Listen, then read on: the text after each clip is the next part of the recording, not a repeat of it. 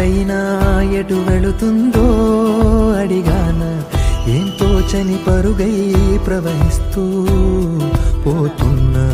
ఏం చూస్తూ ఉన్నానే వెతికానా ఏదైనా, ఊరికెనే చుట్టూ ఏవేవో కనిపిస్తూ ఉన్నా.